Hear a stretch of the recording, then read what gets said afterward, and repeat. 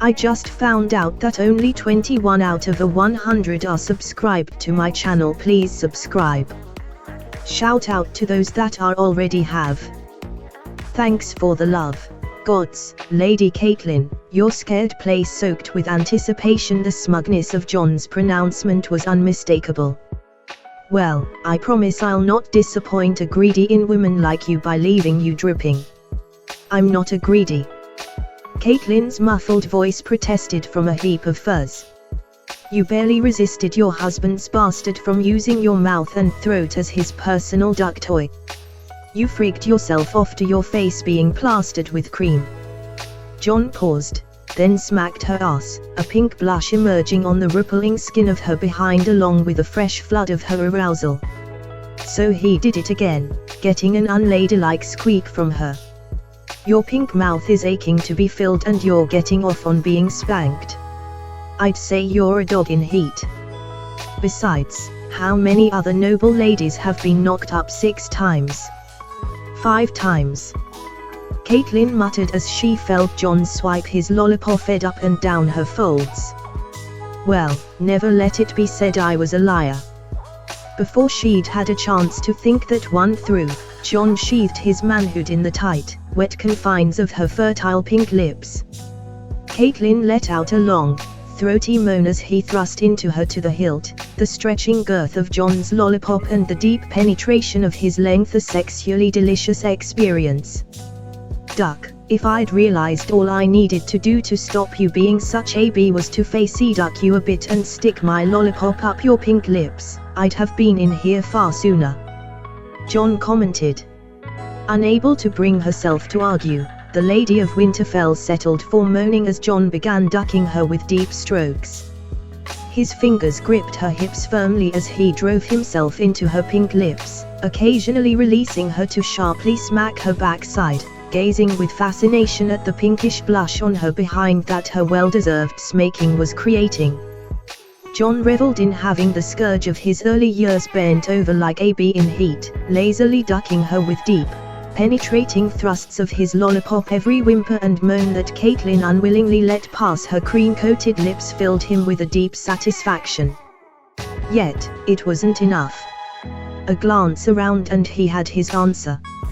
He hooked an arm under one leg and lifted her up, turning so they were facing across the room, straight at the full-length mirrorish mirror in the corner.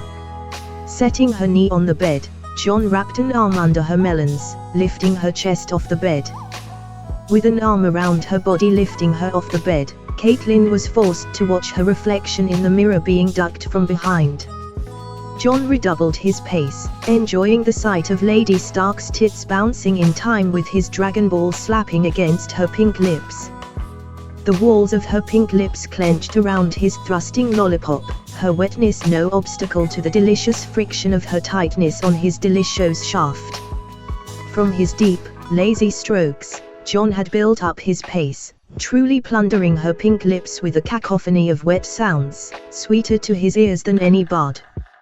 Just as sweet were the incoherent whimpers, moans and squeaks the wide-eyed redhead was emitting. Catelyn couldn't tear her eyes away from the sight in the mirror.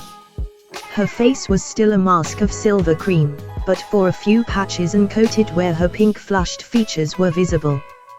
Her lips were parted, panting desperately as she was ducked. The elegant braids she had spent a good part of an hour forming had strands of crimson hair fanning out. Melons, grown full through 5 rounds of breastfeeding, shook every time Jon's hips struck her backside. Electric bursts of pleasure followed each thrust to the hilt, her pink lips feeling the impact of his churning dragon balls as his lollipop head touched the entrance to her womb. Duck, I don't know how much longer I'm going to last. Your hungry pink lips is just desperate to suck my milk from my loins. Jon announced through gritted teeth. Please. Pull out. You can, cream on my face. Again. On my melons. Even in my mouth, gasped Catelyn. You can't cream in me. I'm going to cream on your face again, I'm going to plaster those breasts. I'll be feeding you my loads as well, he agreed. But not this time. I'm going to fill that greedy womb with my cream, and if I knock you up, all the better. Please, no, she begged, only for Jon to cur her off.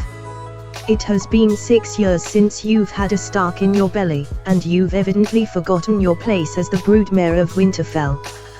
Jon snorted derisively. If I don't knock you up now, well, tonight you're going to strut that tight little backside of yours over to my chamber, strip off and spread your legs. Then you'll beg for me to cream your fertile lips. Please, I can't. Think of your father. I can't bear a bastard. Catelyn tried, even as her lips was flooded with shameful arousal. I'm sure I can find him a tight lips with a better attitude. There's a girl in Wintertown who's a hot redhead, but not half as bitch as you. Jon dismissed her.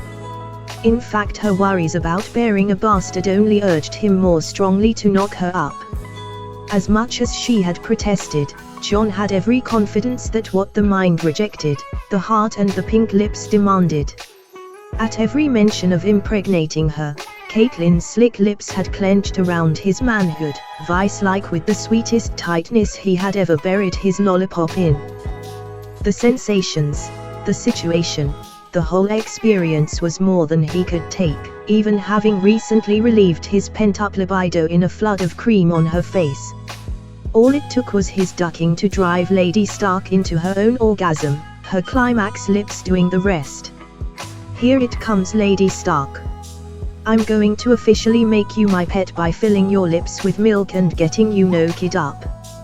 Catelyn felt his lollipop throbbing and surging as it fought to paint her womb white with a flood of cream. She could feel the torrent of thick cream spurting into her quim, giving her walls a slick coating of his cream. With evidence of his virility cooling on her face, and the sensations telling her his load was by no means reduced for this second round, she had no doubt his cremming her would leave her getting wet his own bastard. Jon plastered her fertile womb and hot lips with a final burst of cream before slowly pulling out with a wet slurp. He took a few moments to admire the sight of his milk slowly leaking from Catelyn's well-ducked lips, running down her shapely legs.